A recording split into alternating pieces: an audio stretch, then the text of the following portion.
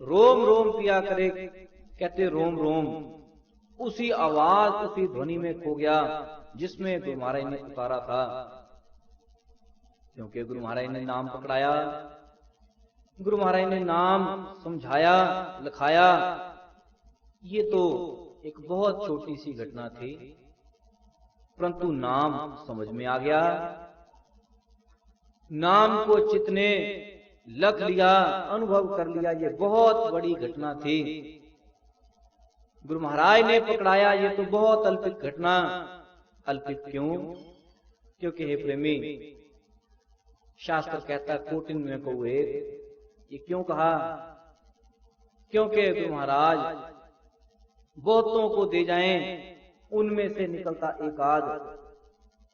Cotton में को एक अर्थात चलने को बहुतों ने प्रयास किए, पर निकला कोई एक बिरला। निकलने वाला कौन? जिसने पकड़ा। ये कोटिन कौन? जिनको गुरु महाराज ने पकड़ाया। हे प्रेमी, जब तक तेरी अपने ऊपर आप कृपा नहीं, तब तक यदि चाहे गुरु महाराज,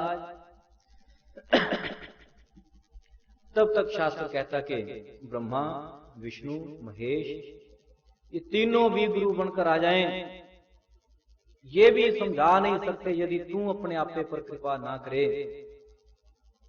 इन तीनों की कृपा भी बहुत कम है, अल्पिक है, यदि तेरी भी अपने ऊपर आप कृपा नहीं। हे प्रेमी, क्या है अपने ऊपर कृपा? उस कृपा का, उस आत्म कृपा का दूसरा नाम है रोम रोम पिया पिया करे। ये है वो कृपा के प्रयास ही प्रयास हो। इतनी कृपा के कोई भी श्वास छूटने का नहीं।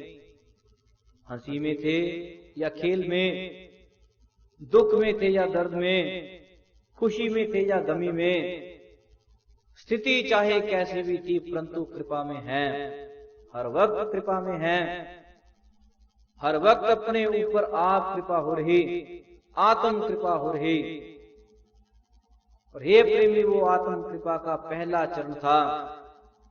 अपने ऊपर कृपा का पहला चरण था गुरु महाराज की कृपा को धारण करना। गुरु महाराज ने भेद दिया, छोटा सा भेद दिया। शिष्य ने उस भेद को समझा, थोड़ा समझा, उसको समझते समझते उसके ऊपर रह गया। उसका अनुभव करना शुरू कर दिया,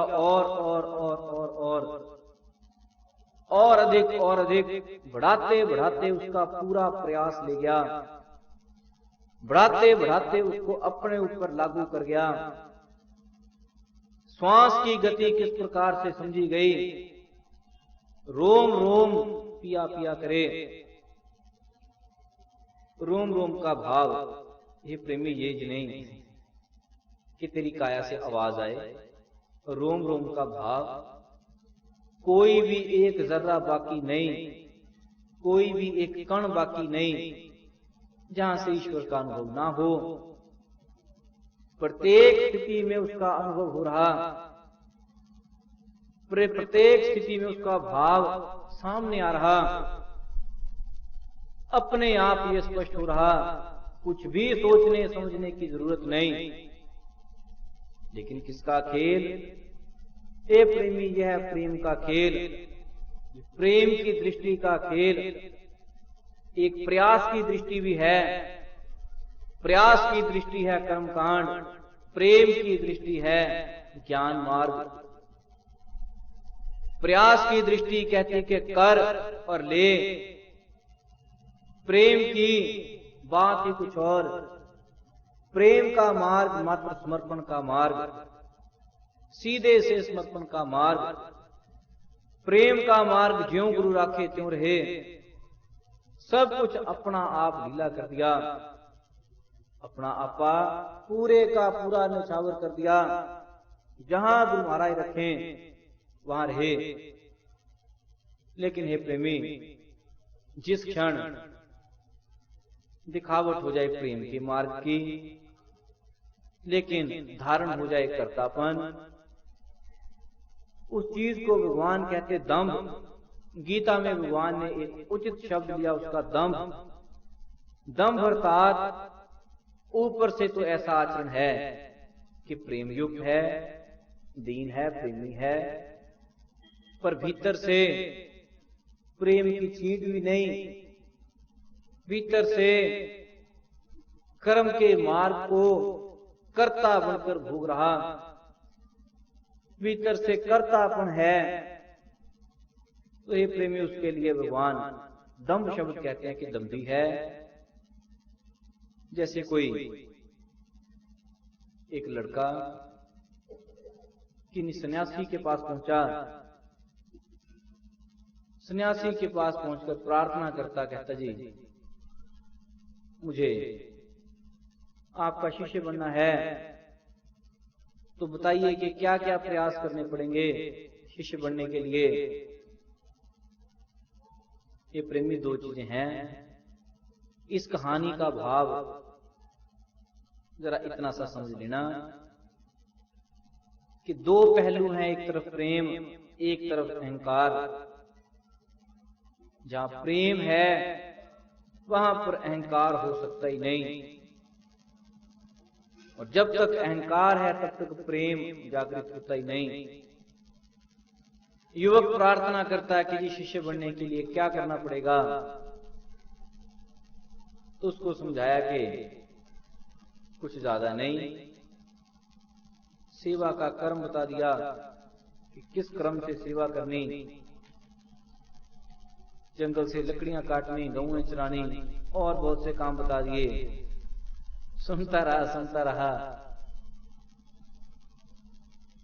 तो पूछता, कहता जी फिर गुरु बनने के लिए क्या करना। तो जैसा एक था वैसा दूसरा। वो कहता करना कुछ नहीं, मात्र इतना ही कहना कि ये करो ये करो। कहता जी फिर ऐसा है, शिष्य बनने की कला रहने दो, जरा गुरु बनने की कला सिखा दो। क्योंकि हे प्रेमी, समर्पण बहुत दूर की चीज। समर्पण का अर्थ है खो जाना, लेकिन समर्पण का अर्थ ये मत ले जाना कि भजन करने की जरूरत नहीं। किसी एक जगह सत्संग हुआ तो एक प्रेमी बाद में कहता कि जी आप कहते हैं सत्संग में कि समर्पण हो, यदि समर्पण होगा तो फिर भजन करने की जरूरत है। हे प्रेमी, ध्यान रखना, इतना समर्पण नहीं करवाया कि भजन ना कर। समर्पण का अर्थ ही है कि सारी चीजों के ऊपर अधिकार तेरा है, परंतु बुद्धि गुरु महाराज के चरणों में चढ़ गई। समर्पण का अर्थ कि जिस बुद्धि से अपने कर्तापन के फैसले लेता वो सिर्फ वो बुद्धि चढ़ जाए बस, बाकी सारा कुछ संभाल। यदि वो कर्तापन की बुद्धि चढ़ गई, यदि वो मन और बुद्धि दोनों शक्तियां चढ़ गई, तो हे प्रेमी, अति भोगी होते हुए भी भोगी नहीं होगा। राजा जनक को देख, क्या है जीवन जिसको आज विदेह करके कहा जाता, दूसरी दृष्टि से देखोगे तो अति संसारी है।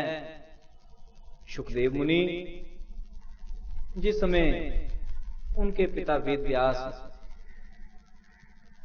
समझाते हैं तरीके से, कहते कि बेटा बेशक तुम गर्भ योगेश्वर हो, परंतु सदगुरु की शरणागत हुए बिना ज्ञान मार्ग की प्राप्ति नहीं, जाना पड़ेगा। तो पूछते हैं कि कहां जाऊं।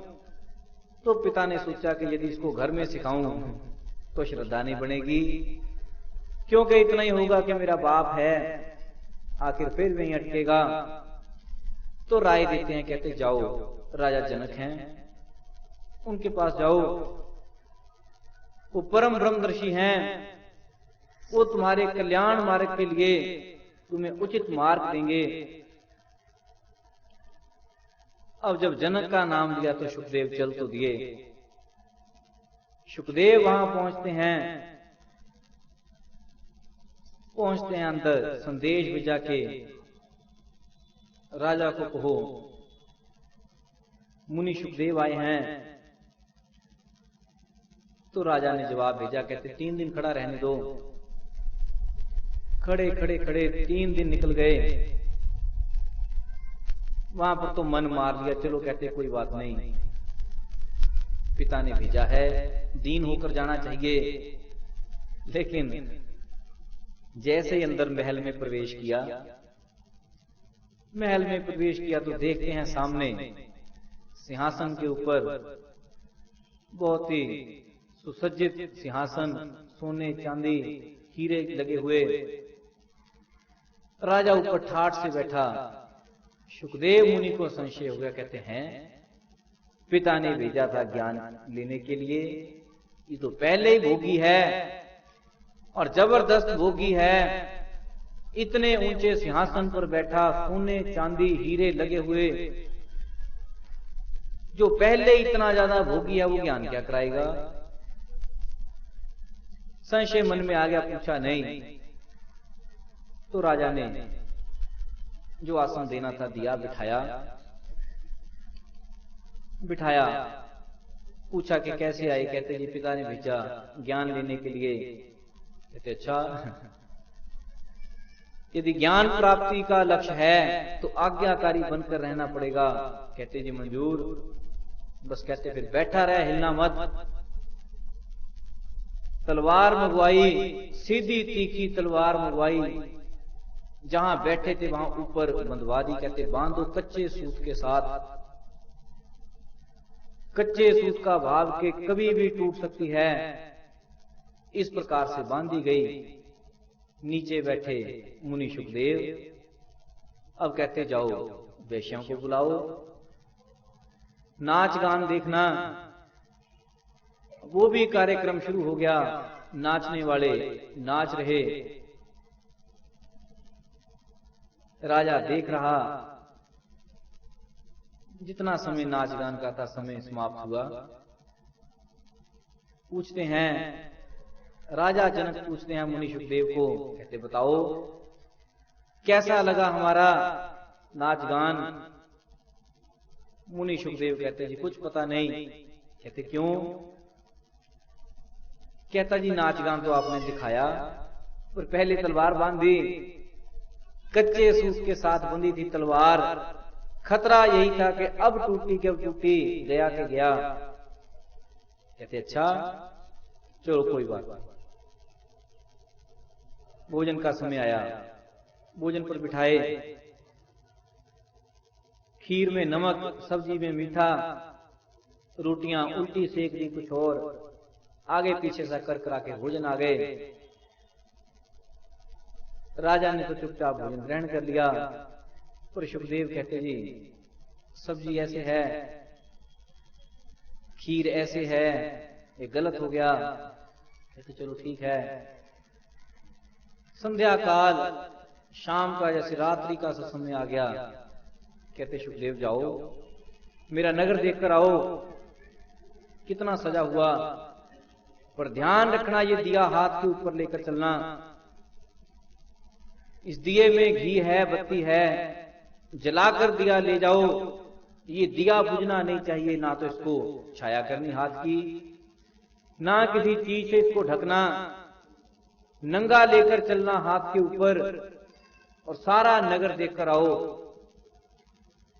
अब शुकदेव मुनि चलते हैं, हाथ के ऊपर दिया रखा हुआ, दिया जल भी रहा, गर्म भी हो रहा। पर अब आज्ञा है, कर्मचारी साथ में हैं, घूमे फिरे, चक्कर लगाकर वापस आए। कहते बताओ कैसा लगा दिया हमारा नगर। कहता जी नगर तो क्या बताएं, ये पता ही नहीं लगा कि नगर में घूमे भी थे कि नहीं, क्योंकि जैसे गए वैसे लौट आए।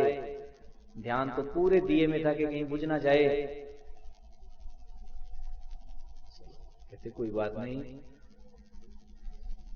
रात्रि काल का समय था, सो गए। अगले दिन उठे,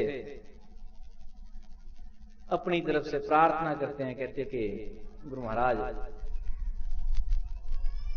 मैं तो आया था ज्ञान लेने के लिए, वो तो आपने कुछ मुझे दिया ही नहीं। तो राजा जनक कहते कि शुकदेव ज्ञान का अर्थ बहुत साधारण है।